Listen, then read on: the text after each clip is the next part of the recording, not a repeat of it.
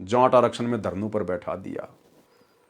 और कभी 11 लाख, कभी 5 लाख रुपए जाट आरक्षण संघर्ष समिति वालों को चंदे के रूप में दिए जा रहे हैं।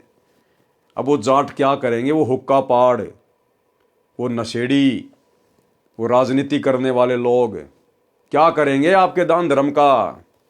इसलिए परमात्मा मना करते हैं कि कुपात्र को दान नहीं करना चाहिए, कुपात्र को दान नहीं करना चाहिए। एक कथा है छोटी सी द्रौपदी की, लेकिन शिक्षा बहुत गहरी है। परमात्मा ने बताया कि जब द्रौपदी अपने पिता राजा द्रुपद के घर पर थी, जब वो अनमैरिड थी, वो जनाना घाट पर अपनी सहेलियों के साथ में नहाने के लिए जाया करती थी। पूर्ण परमेश्वर को पता था, क्योंकि द्रौपदी किसी जन्म में उनकी आत्मा थी, उनकी शरण में थी। मालिक को पता था कि इस प्यारी आत्मा की शादी होने के बाद में इसके जीवन में एक ऐसी घटना घटेगी, इसको बेइज्जत किया जाएगा, इसको भरी सभा में नंगा किया जाएगा, चीरहरण होगा। इसलिए परमेश्वर ने पहले ही उससे दान लेना चाहा, कपड़े का। और जब द्रौपदी अपने सहेलियों के साथ में नहाने गई तो द्रौपदी ने देखा कि एक अंधा महात्मा और उस पानी में नहा रहा है, नदी में। द्रौपदी जब नहाकर वापस आई तब भी देखा कि महात्मा तो अभी भी वहीं खड़ा है और हाथ मार रहा है यूं, हाथ। कौन था वो महात्मा? कबीर परमेश्वर सतगुरु रामपाल जी। यही परमात्मा अपनी आत्माओं के लिए 100 छल छिद्र करते हैं। 100 छल छिद्र मैं करूं अपने जन के काज। द्रौपदी ने ध्यान से देखा तो पता चला कि महात्मा जी तो नंगा है। नहाते समय इसका जो वस्त्र है वो पानी में बह गया और ये तो शर्म के मारे बाहर नहीं आ रहा। और भाई अगर ये नदी में गहरा चला गया तो डूब भी सकता है। तो द्रौपदी ने क्या किया?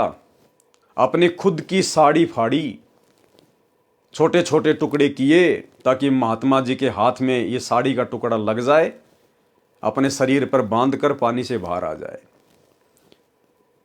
गुरुदेव भगवान ने बताया कि द्रौपदी ने 7-8 टुकड़े अपनी साड़ी से फाड़ फाड़ के और महात्मा को देना चाहा, उस पानी में छोड़ा, लेकिन महात्मा जी के हाथ वो टुकड़े नहीं लगे।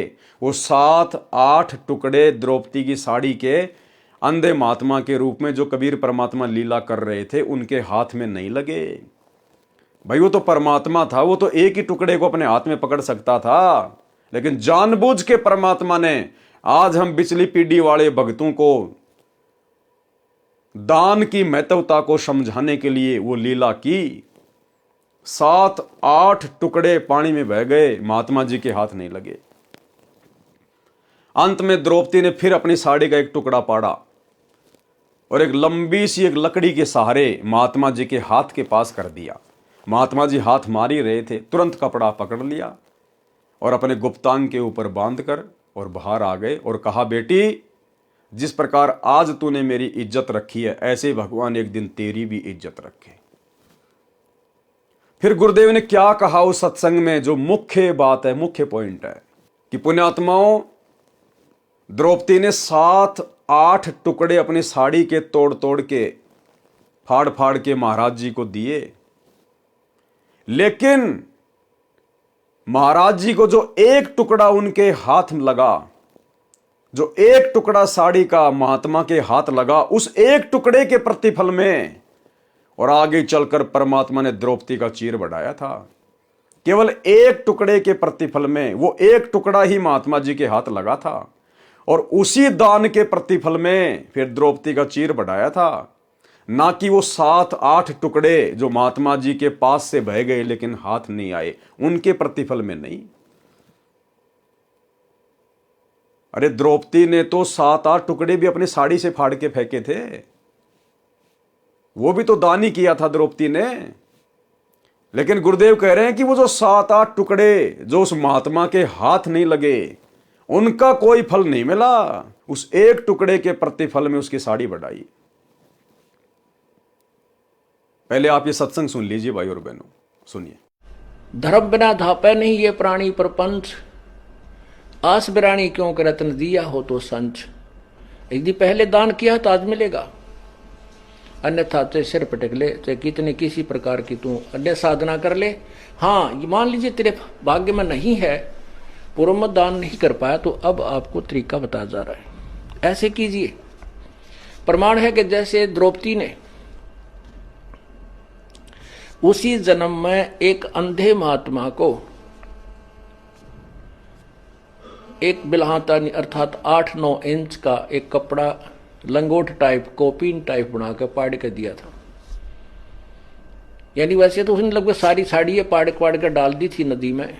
अंधा महात्मा था, हाथ नहीं लग गया, वह एक लकड़ी का लपेट कर उसके हाथ का लगा दिया। अर्थात उस इतने के कपड़े का दान का इसी जन्म में भी परमात्मा ने उसको लाभ दे दिया।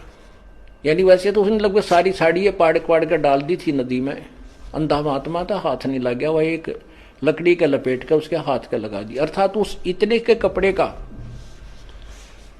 दान का इसी जन्म में भी परमात्मा ने उसको लाभ दे दिया, क्योंकि वो सुपात्र को दान किया गया था। वो परमात्मा कहता है कि जो जन मेरी शरण है ताका हूं मैं दास, गेल गेल ला गया फिरूं जब तक धरती आकाश। तो भाई और बहनों, सत्संग आपने सुन लिया। केवल उस एक साड़ी के टुकड़े के प्रतिफल में ही परमात्मा ने द्रौपदी का चीर बढ़ाया। बाकी जो 7-8 साड़ी के टुकड़े थे जो महात्मा जी के हाथ नहीं लगे, उनके प्रतिफल में नहीं। तो विचार करो, जो भाई बहन इन आश्रमों में जाकर इन कुपात्रों को ज्योति पाठ और दान का पैसा दे रहे हैं, इनको क्या मिलेगा? आपके पूज्य गुरुदेव भगवान तो हिसार जेल में बैठे हैं, परीक्षा का समय, और उनको तो 2 टाइम का खाना सरकार दे रही है, 2 जोड़ी कपड़े शरीर पर पहनने के लिए उनको सरकार दे रही है, छोटी मोटी जो भी सुविधा है उनको सरकार दे रही है।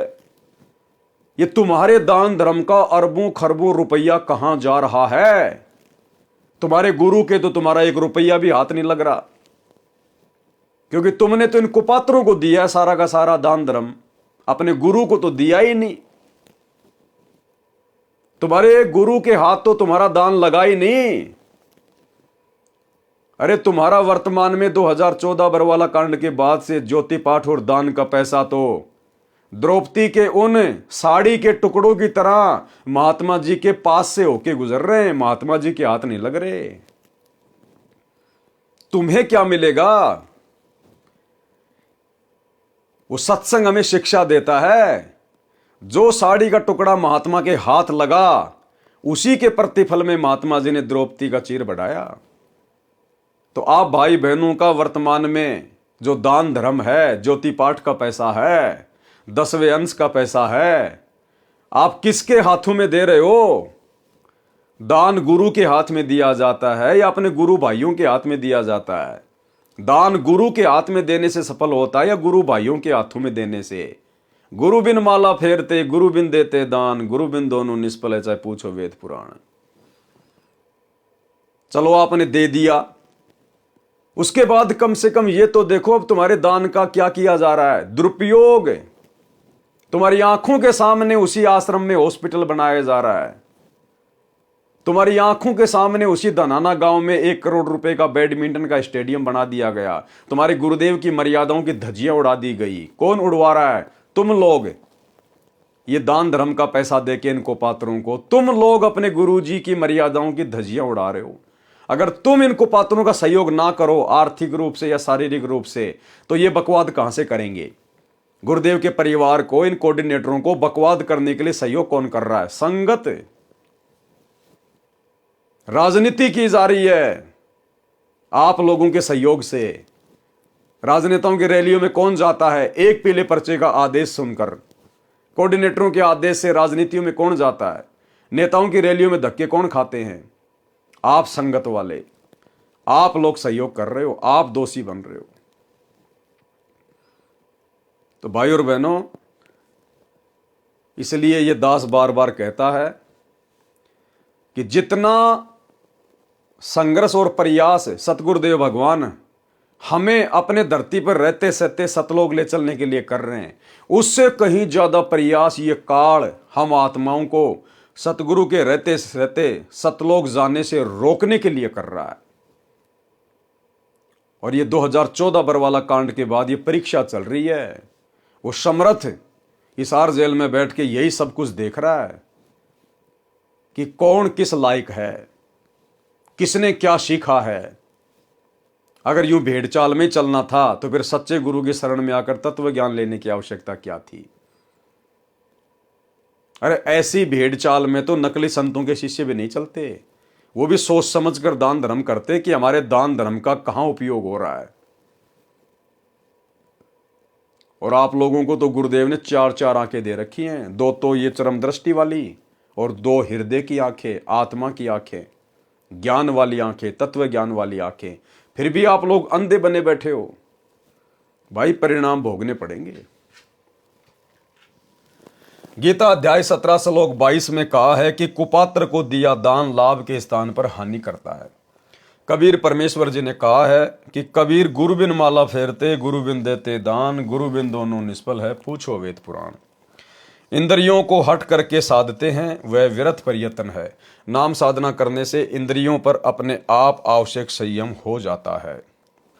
व्रत करने से आध्यात्मिक कुछ भी लाभ नहीं है। गीता अध्याय 6 श्लोक 16 में कहा है कि हे अर्जुन, ये योग यानी भक्ति न तो बिल्कुल न खाने वाले की यानी व्रत रखने वाले की सफल होती है, और न अधिक खाने वाले की, न अधिक सोने वाले की, न बिल्कुल ना सोने वाले की सफल होती है। सूक्ष्म भेद यानी कबीर परमेश्वर जी की वाणी में कहा है कि गरीबदास जी ने कहा है कि मुझे मेरे सतगुरु कबीर जी ने बताया है कि गरीब प्रथम अंजल संयम राखै, योग युगत सब सतगुरु वाखै।